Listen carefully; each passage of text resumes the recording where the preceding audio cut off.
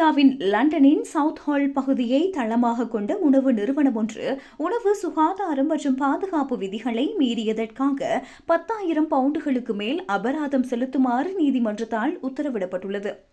Ealing council அதிகாரிகள் நடத்திய சோதனையில் இந்த அதிர்ச்சிகரமான தகவல்கள் வெளியாகியுள்ளன.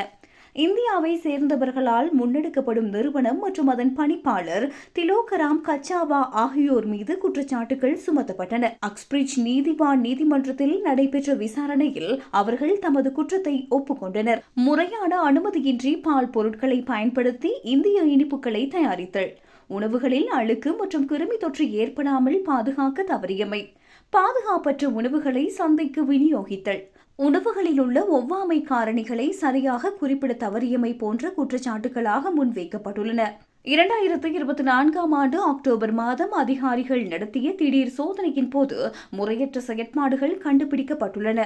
உணவு தயாரிக்கும் உபகரணங்களில் அழுக்குகள் மற்றும் உணவு துணிக்கைகள் படிந்திருந்தன. பாதாம், பிஸ்தா மற்றும் முந்திரி போன்ற ஒவ்வாமையை ஏற்படுத்தக்கூடிய பொருட்கள் குறித்த விவரங்கள் இனிப்பு பெட்டிகளில் முறையாக குறிப்பிடப்படவில்லை.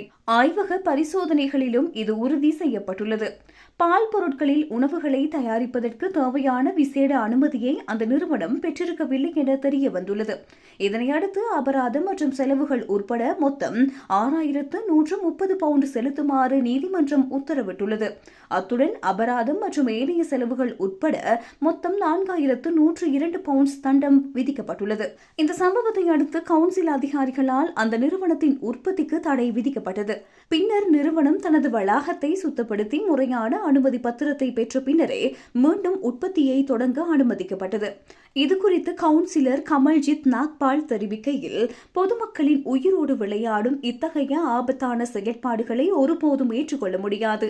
உணவு பாதுகாப்பு விதிகளில் சமரசம் செய்பவர்கள் மீது கடும் நடவடிக்கை எடுக்கப்படும் என தெரிவித்துள்ளார்.